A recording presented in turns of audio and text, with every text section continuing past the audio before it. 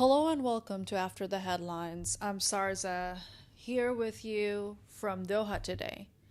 Today I want to talk about a phrase that often causes discomfort, confusion, or outright rejection in many Muslim societies, especially in South Asia.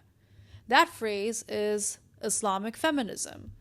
Many people in Bangladesh and elsewhere will say very confidently Islam and feminism don't go together.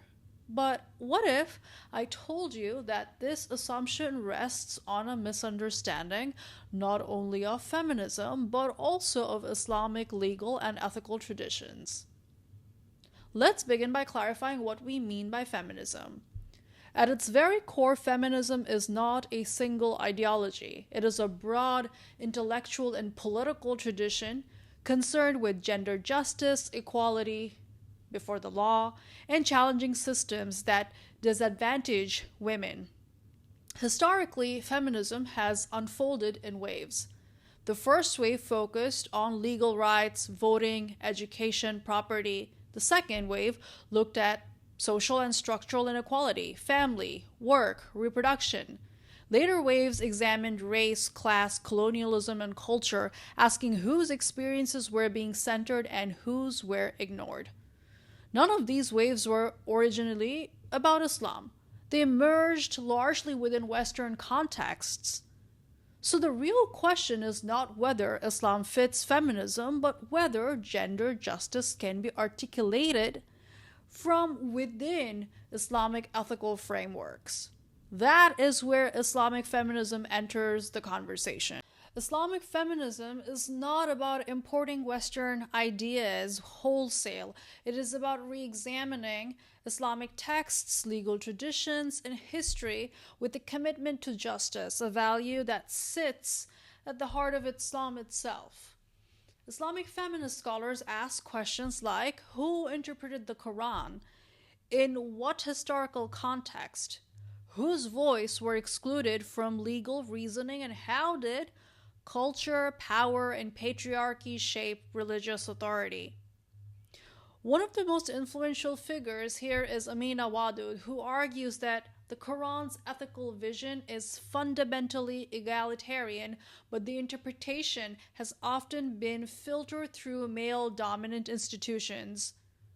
Another scholar, Layla Ahmed, traces how gender norms in Muslim societies were not shaped only by religion, but by colonial encounters, nationalism, and modern state building. And another scholar, Aisha Hidatullah, complicates the discussion further by showing that feminist readings of Islam are not uniform or uncontested, and that engaging with the tradition requires intellectual humility, not just slogans. What unites these thinkers is not rebellion against Islam, but deep engagement with it. Islamic feminism does not reject the Quran. It interrogates how authority has been exercised around it. It does not deny religious tradition. It asks how tradition can be ethically accountable. This matters because many gendered injustices justified in the name of Islam, in marriage, divorce, inheritance, guardianship, are not divine inevitabilities. They are the result of human interpretation shaped by time, place, and power. And this brings us to Bangladesh. Bangladesh is often described as a Muslim majority but secular country, yet debates around women's rights are frequently framed as a choice between religion and progress. That framing is misleading. It assumes that Islam is static and that feminism is foreign and that ordinary Muslim women have no interpretive agency. In reality, many Bangladeshi women live at the intersection of faith, ethics, and everyday struggle.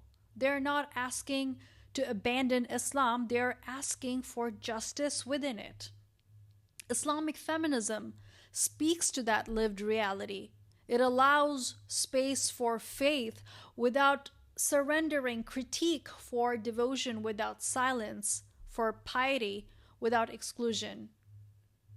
Of course, Islamic feminism is not without criticism. Some argue it still operates within patriarchal frameworks.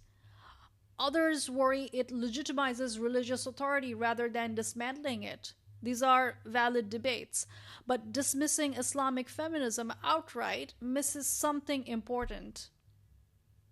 It ignores the fact that religious language is already shaping women's lives, whether scholars engage with it or not.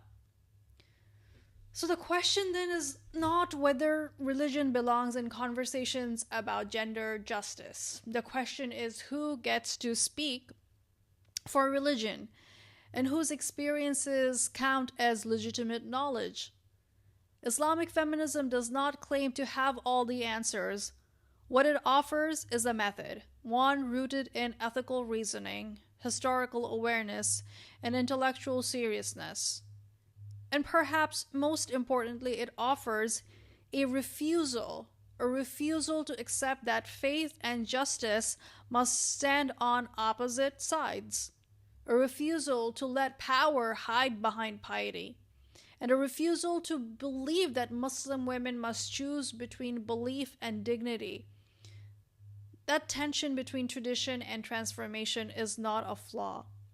It is where meaningful change begins. Thank you for listening to After the Headlines. I'm Sarza.